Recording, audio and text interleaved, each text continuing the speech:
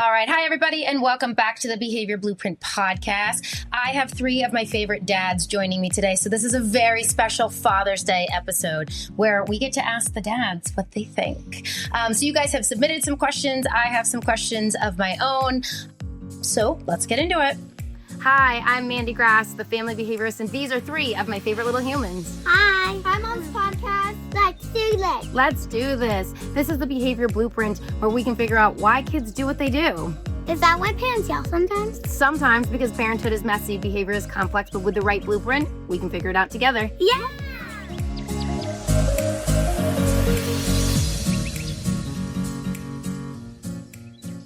Okay, so the first person I have with me is Drew. Drew is married to my best friend. And Drew and I also grew up together, going to school and stuff. And he has three kids. So you want to tell us a little bit about your family? Sure. So my family, my three kids are a 9-year-old boy, same age as Lola, 5-year-old son, same age as Parker, and a 5-year-old daughter who's same age as Marley. Yeah, wait, you said 5 for Owen. Owen's 7. Did I say 5 for Owen? Yeah. 7. 9, 7, and 5. Yep, so our oldest are 2 months apart, so Brooks is about to be 10. Our middles are 1 week apart, and our youngest are 3 months apart. Yeah.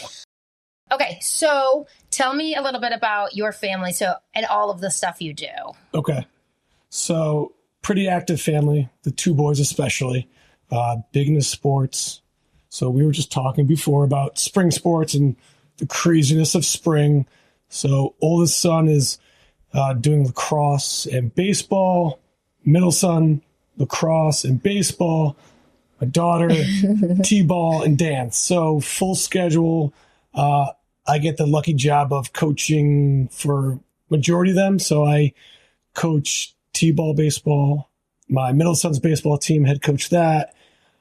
And then I also assistant coach for lacrosse for my middle son. My oldest one didn't want me coaching this season, which I was okay with. I get enough one-on-one time with him via basketball, and I think he gets sick of me for that. I was about to say, you also coach basketball? Yes. Also coach basketball. And that's pretty much it for my coaching. I did a little soccer, but we haven't played soccer in a couple of years, so I try to take the falls off. Okay. Yeah. So Drew is also a CPA, and he's a partner at his firm. He is an avid golfer, and he just told you all of the absurd amount of sports he coaches. Yeah. So they are super, super busy. And do you want to tell us a little bit about your wife? Sure. Yeah. My wife, who is Mandy's best friend, absolute rock of our family. So she keeps everyone pretty much coordinated, keeps me in line, shuffling kids around, permanently taxi driver. Also, pretty much the number one fan for every activity they're involved with. She keeps the calendars pretty much more than I do. We have it written down, which is terrible in this day and age, but it works for one of us. I go off of my work calendar, which is, on my Outlook. That's how I live my life. She does it by handwritten notepad, so it works. Sometimes. She's a little low tech. Yeah, Priscilla and I are very, very similar personalities, so I will always text her from the sidelines. We are loud sidelines moms. Absolutely. For sure. She's a very passionate sports mom. Okay, so I'm going to get into some questions for you about fatherhood. So the first one is, what is something about fatherhood that you think moms don't fully understand? Oh, that's a good question. I think the pressures. I would say that a lot of times everyone just assumes, just from growing up, that the mothers are the homemakers, the ones that are always in the background, kind of shuffling the kids around and doing all that stuff. That's sort of changed, I think, over the last 10, 15 years. I think the dads are a lot more active in the household duties. I read an article about how men are almost working less and spending more time with their families, which I think is totally true.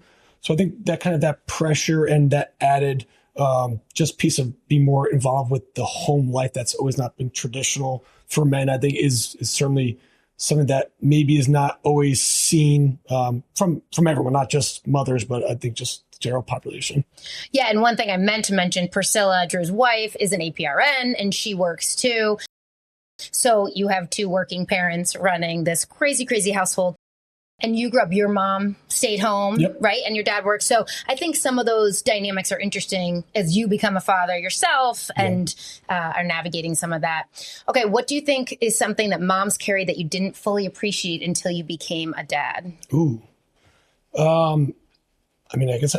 Easy answer would be pressures there, but I think there's just a lot. I think a lot on their plate, and especially in my circumstance, my wife, she's not only taking care mostly of our kids, but also her work is obviously another piece of it. Another piece of it's her own parents and her own family. She's also pretty much not the caretaker, but the rock of that family, the sounding board. So I think it's just the amount of effort, the amount of things on the plate that maybe, especially I probably take for granted. I still probably do. So I think just the amount of items that you need to navigate, figure out, and just see how it's all going to work out. Yeah, Priscilla is not an eldest daughter, and neither am I, but we both have eldest daughter energy. Priscilla's like the go-to person for everyone, myself included, any like bump or bruise or anything. Yes. She is someone who never says no. She does everything for everyone. Yeah. And the difference between the two of you as well is like she is very short term, and I think you're more long term, right? Yeah. Like, so Priscilla's like, what fun are we having this summer? And you're like, how are we sending our kids to college in 10 years? So it's a yin and yang there. All right. When do you feel most successful as a dad? I think I feel most successful as a dad, I would say, when I see the look on my kids' faces when they do an activity and they see that I'm there. So I think just being present, I think being present is very huge and goes a long way for kids. Don't need to be, like, as I said, I coach. You don't need a coach. If people are on the sideline, just being present at their activities, whether it be sports, which we always talk about, or dance, or music, whatever they're into, a play. I think just being present is the most fulfilling thing. And I think the kids, the reactions to just you being there, you telling them you're proud of them, you just showing up, I think goes a lot further than maybe is led on to me.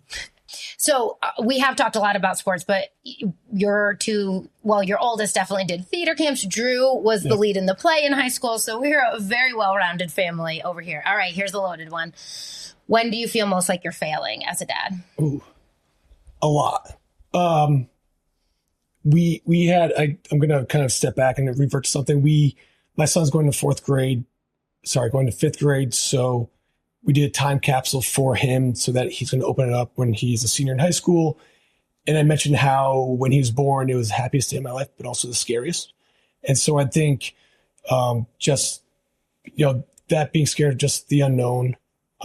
So I think the failing aspect, I think, is just always, but you're worried about failing him and my other kids. Again, I say him a lot because I feel like I'm closely aligned with my older son just because we're very similar, and he's just the firstborn.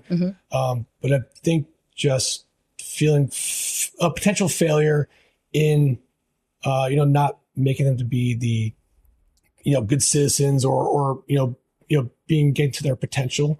So I think kind of where I'd say, potential failure could be. Okay. Makes sense. I kind of scoot around that question. Yeah.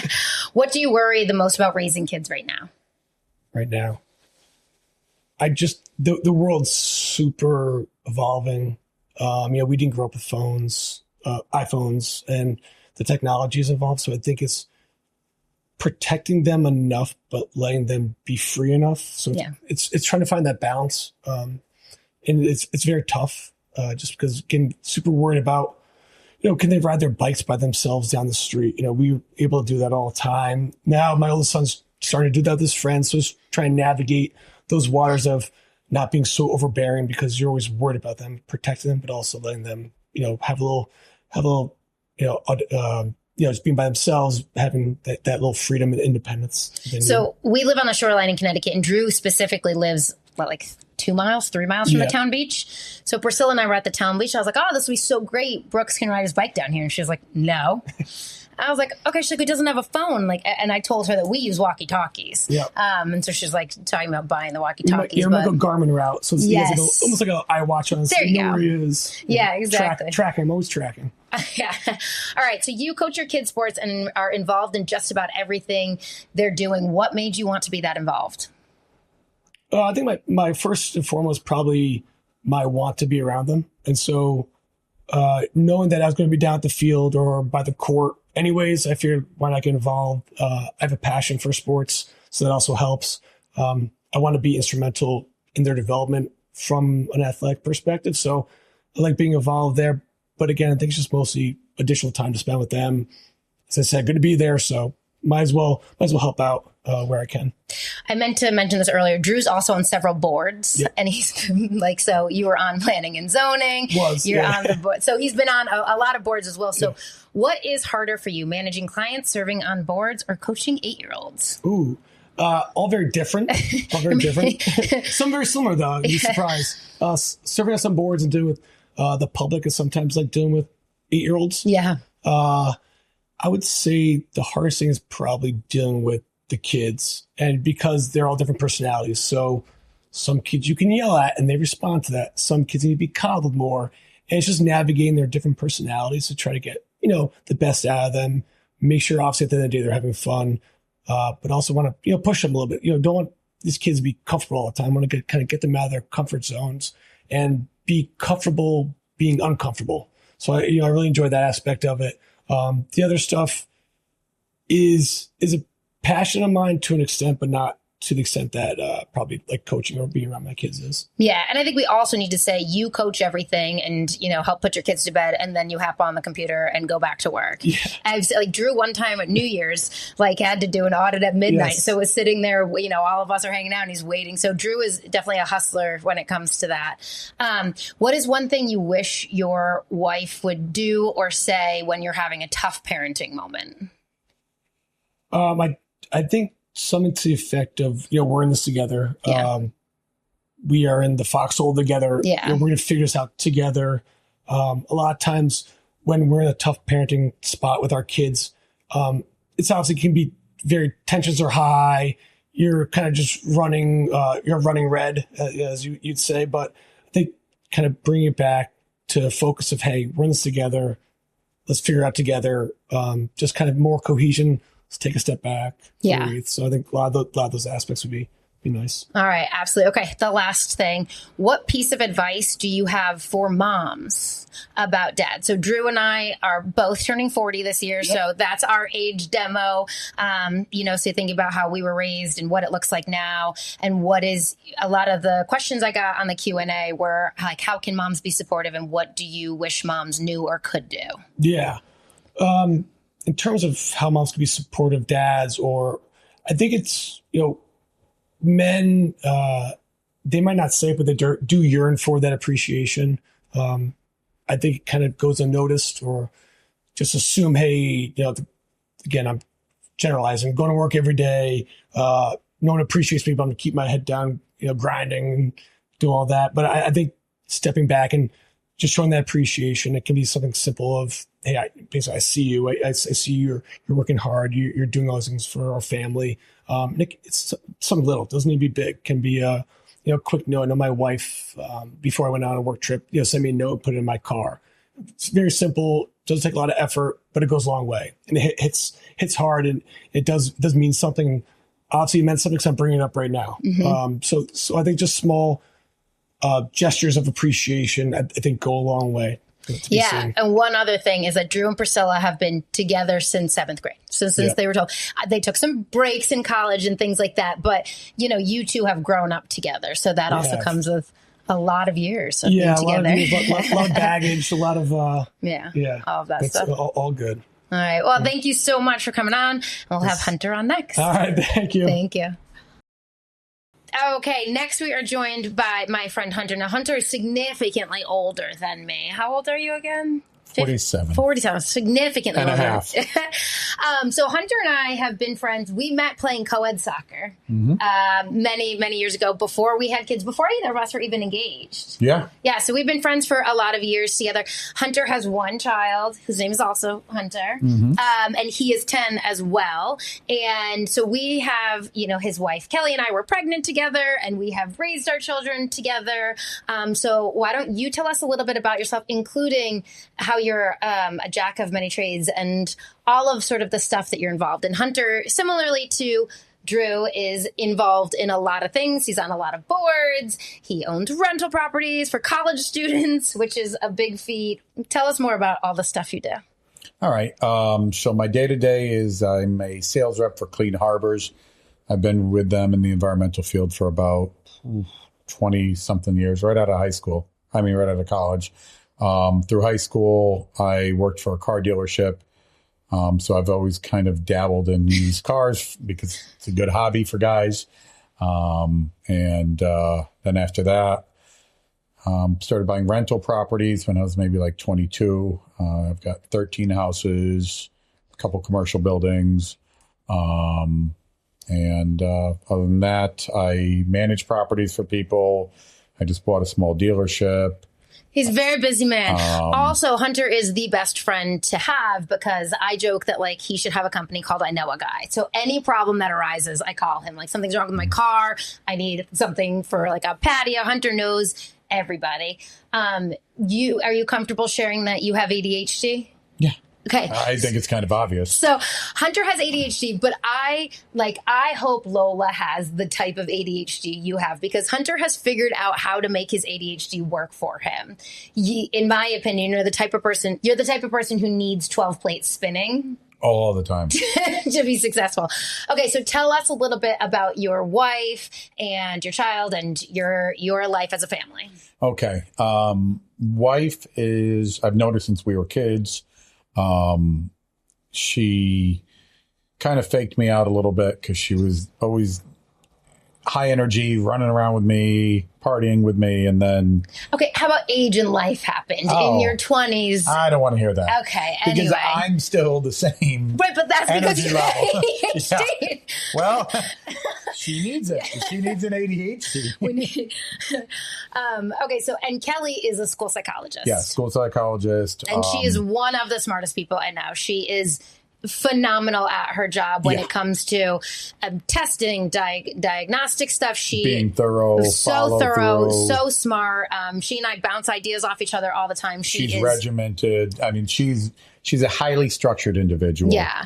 And she finds boundaries and structure to be a good thing. If she has too many options, it's terrible for her. If it's either left or right, she's happy. Right. And you are the literal opposite. Yeah. Yeah. Yeah, you are. Okay, so let's get into some questions about parenthood. You ready? Yeah. Okay. What is something about fatherhood that you think moms don't fully understand?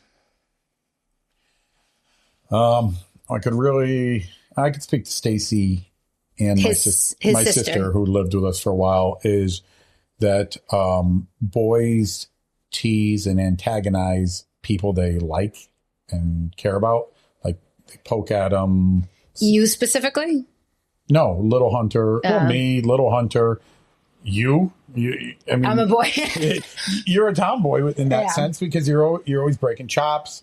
You're always like, kind of poking the bear a little bit. And, that's to me, that's a guy thing, a boy thing. All my buddies, like we give each other a hard time for fun. And if somebody's not giving you a hard time, they really don't even like you or care about you. Okay. All right. And Kelly has a hard time understanding that.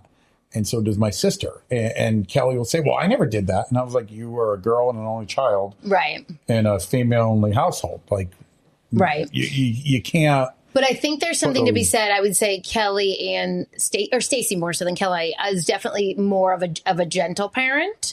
And so there is sort of a middle ground, I think, where you can blend both ideologies.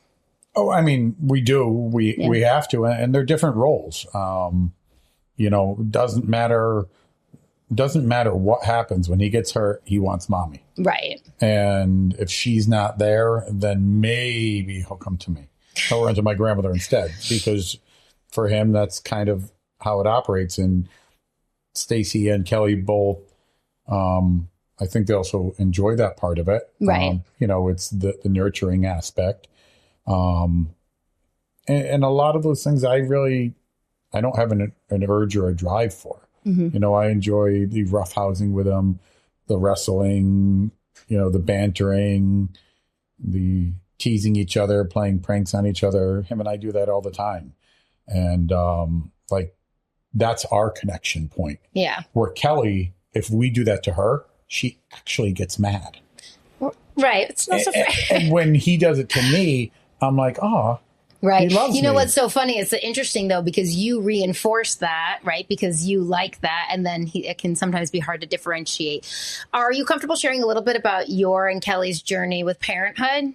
Because so can you tell the audience I know a bit about it? Well, what do you mean by that? So you guys are like very into the research, and you did a couple like retreats, didn't you? And you've done a lot when it comes to parenting. Yes and no. So I basically defer to her on all of the research and what we should be doing. Okay. So I always tell her, I'm like, listen, you figure it out. Tell me the plan. I'll follow the plan. Okay. When it comes to behavior. So to be just like many of our kids, Hunter is a rambunctious 10-year-old boy, and he's an only child. Also, Hunter's grandma lives with them in the summer. And so he's a bit of a spoiled only child. He gets lots of one-on-one attention. Oh, yeah. Okay. Yeah. So I think you guys or Kelly did a lot of research on the best approach to rein that in sometimes. Yeah, absolutely. And a lot of times the answer, like he'll listen to me more than he listens to Kelly. Right. And I've been working with Kelly lately, and she's starting to use some of my methods and having a little bit more success now. But I get it, like she's able to diagnose it and look at it outward. Right. I think inwards is very difficult for her. So I think, I'm a BCBA, Kelly's school psychologist. I have BCBAs that I talk to all the time. It's very different. You can know all the things, but when it's your own child, it can be different to apply some of those concepts. Oh, yeah. That happens all the time. And she'll get really upset at times and wonder, how come he doesn't listen to me? Why does he listen to you? Or she'll call me up and put him on the phone, and I just talk to him. I'm like, hey, no. Right. And if you do this, when I get home, you're going to have to deal with that. Right. And then things tone down. And, but I feel like if she was a little more structured on holding the line when it's difficult, she wouldn't be in those positions. So, we've been very guilty of not staying on any one plan. But in defense to that, not one plan has worked all the time. He is constantly evolving, and he's always looking for a way around rules, and she finds it very frustrating. Okay. When do you feel most successful as a dad? When he holds my hand in the car or gives me a hug or spends time with me. Oh, nice. When do you feel like you're failing as a dad? When I don't do homework with him or read with him, or he'll be like, hey, let's go play catch. And I'm wiped out, tired because I just went too hard with things that have nothing to do with him. And I kind of, I'll say, no, hey, why don't I'll do something in the house, something lazy that he likes and wants to do. Right. But in the back of my head, I know this is not, I should be out there playing catch with them. So that's the one thing I always feel real guilty about. Yeah. From an outsider's perspective, I think one of the ways you deal with that is that Hunter comes everywhere with you. Yeah. Hunter, so if you're going to check on a rental property, Hunter knows the guy at the pizza place. Little Hunter's the little mayor. You're a big mayor. He's the little mayor. I drag him everywhere. Yeah, he goes everywhere with you. Part of that is because just to spend time with him. Part of it is to do, push him for a work ethic, and also to understand how to handle these situations. And sometimes he helps me find a solution, and Kelly will say this as well, where we'll be looking at a problem and we're both trying to figure it out. And he's like, why don't you just do this? We're like, oh. So it works. And I also don't want him to think that life is only fun. He needs to, the biggest challenge I've run into is how to handle things I don't want to do. And I think that's been the biggest obstacle to success for most people is it's great to do what you like doing. Most of your day is doing what you don't like doing. Right. So how do you manage that in a more efficient manner? With one child, what's something that bigger families assume is easier that actually isn't? Huh? Because you only have one kid, Yeah. what do you think something with people with bigger families assume is easy with one child that actually isn't? They probably think the parenting or behavioral management is easier. But for me, it's 100 times easier when there's another kid in the house, doesn't matter who the kid is, because they keep themselves entertained, They keep themselves engaged. Going on vacation with him is a nightmare. Right. Especially when he was much younger, because it was like, how do you keep him entertained? Right. What is something you're doing differently than your dad did? Spending time with, explaining things, structure, explaining why we do the things we do. Not like, you're doing this. Right. I go, here's what we got to do, and here's why. What is something you've learned from your wife, Kelly? I guess I'll say an overall framework and structure of how to have the right type of consistency for him, where like I'm able to juggle multiple things and he's not. So the morning routine is all me and the afternoon routine's all me. I do bus duty on both ends, and he and I now have a routine. Some mornings are tough. Some mornings are easy. I think right there, you just raised a great point. All right, last question. Do you have any piece of advice for dads? Spend as much time as you can with them, because by the time they're 18, you've spent 90% of the time you will in your life with them. So like all the time I'm sitting there like, oh, he's 10. That means I got another 40% left. Right. And that's loaded. Ooh, it's scary. All right. Thank you so much. You're welcome. Do I leave? Yeah. Hi, everybody. I have Gerry joining me now as the last father in our Father's Day episode. So while I was just recording with Hunter, our 13-year-old called me multiple times. He likes to FaceTime me. So it's like coming through my computer as we're recording. He only FaceTimes. So here, move closer. Okay. So I was like, Gerry, can you call him back? So, Okay, I want you to tell everybody, what was our 13-year-old calling about? So he has a PlayStation 4 and he wanted to buy something more, V-Bucks, I guess, or something like that, maybe. Okay. And he had reached his spending limit. So on Monday, he gave me money and he was like, can you put a credit card in? And I was like, that's delusional. I'm not putting a credit card in. Not with this one. And so I researched and you can buy a gift card. And I did that. So that was nuts. Monday. He didn't even use it until Tuesday, and it's Thursday. That's exactly why I didn't put a credit card in. Also, I don't think he's bought anything though, because it usually comes through on an email and everything's come through a zero. I gave him a gift card though. So he has been spending all that stuff. I think so. And that's been on all Fortnite stuff. 2 days. Yeah. Oh my God. Okay. Anyway, little side note, anecdotal parenting story also for not you. Surprising that it's there. Paul. Hunter made fun of me because I was like, Gerry, you need to call him. I go, Paul will just keep FaceTiming until I answer. And Hunter was like, that's maybe something you need to address as a parent.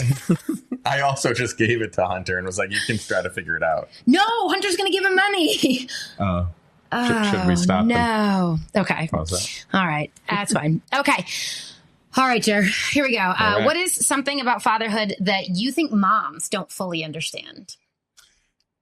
I don't know. There's lots of different things. I think sometimes maybe the burden of being a dad. I know there's burdens of being a mom and there's mom guilt, and you don't need to give a caveat. You can just say like well documented, right? But I think the idea of being a provider and being the man, right? I think that that 1950s aura of being a man is still around today, even though there's been lots of changes and things like that. I think there still is that kind of pressure that some guys feel.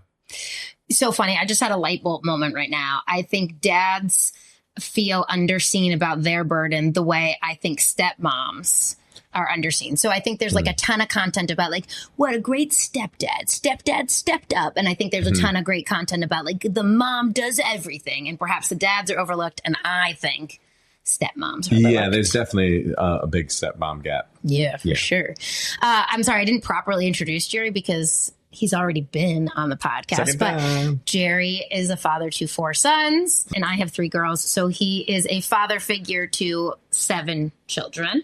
And he's an uncle to many others. So you are in a predominant father role. Also, Gerry works full time and he is the president of the town soccer league and he coaches baseball and he's going to be chauffeur extraordinaire to lacrosse all summer. So Gerry is a very hands-on dad, helped build the set when our oldest did crew. Yeah, stage crew. So very involved in a lot of those things. Okay. What is something moms are carrying that you didn't fully appreciate until you became a parent? That moms are carrying? Yeah. I think just the, like everything is, they do everything, right? Like the moms are always like that default role. And I think there's a lot of pressure in that.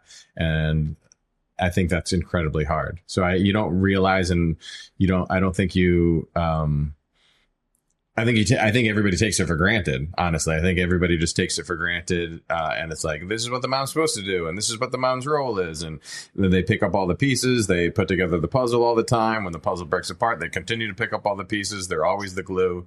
I think just overall, all of that wrapped up into being a mom, you don't realize till you're like all the way in it and seeing it. When do you feel most successful as a dad? Most successful as a dad, probably when my kids are super happy, when like you see them like, super proud of themselves, when they're proud of themselves, that's right. Like that's when dad to choke up. That's when you feel really good. All right. Well, this is going to send you over the edge then. When do you feel like you're failing? Like daily, right? Like, no, I mean, I feel like I'm failing when I overreact on things or make a bad call or aren't able to step up. And when your kids are disappointed, right? And they can be disappointed in small things or big things or being late to a practice, right? They can be disappointed in not being able to hang out with their friends because you wanted to do some family thing or something like that. So when you see their disappointment, I think that's when I feel most like a failure as a dad. All right. You went from being a dad on your own to joining a family with the 4 boys to joining our families with 7. What's the biggest adjustment nobody warned you about? I don't know if I wasn't properly warned or if I was warned, but being a girl dad is hard. Being a girl dad when you didn't have any experience with it is incredibly different and hard. And it was just that was a big adjustment. So I don't know if I wasn't warned or anything, but I think even if I was warned, I didn't get it, until you were in it. What do you mean specifically that they're so loud? No, I mean, yes, the girls are loud, but so are the boys. I think the girls bring an extra sense of drama that I didn't quite understand because just randomly, right? They'll be like, oh, and you're like, whoa, what just happened? And they're like, I dropped my toast. You're like, well, that's not something to like throw your arms up and get on the floor about. Well, just not to make a sweeping generalization, it could just be my 3 girls. I mean, fair. Fair. I don't have a whole lot of experience dating other little girls. But no, I don't know if anybody like warned me about that, but people warned me about it all the time. I remember being in Starbucks once and having Marley was a baby. And so someone was like 3. Wow. Good luck when they're teenagers. I was like, that's so rude. Yeah, I definitely got a lot of that when there was 4 of them. It was like, oh, just wait till they all start going to college or whatever. And you're like, calm down. What worries you the most about raising kids right now?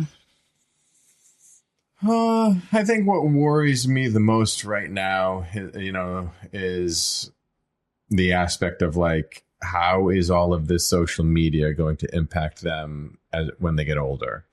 We didn't grow up with it, and they're growing up with it. So it's vastly different. It's similar to like some of us grew up with cell phones and some of us didn't grow up with cell phones. Some of us grew up with a computer in the house and some of us didn't grow up with a computer in the house or didn't get a computer until they were, much older or, and so that's different. Right. And so the internet and the fact that the social media apps are, I think that they were designed to like open your world up, but I think sometimes they can be incredibly limiting, right? Where you stay down a path and only see one thing because of those algorithms. We were hanging out with a dad, somebody who said, comparison is the thief of joy. And they were saying that's one of the reasons they haven't given their kids social media is like that constant comparison.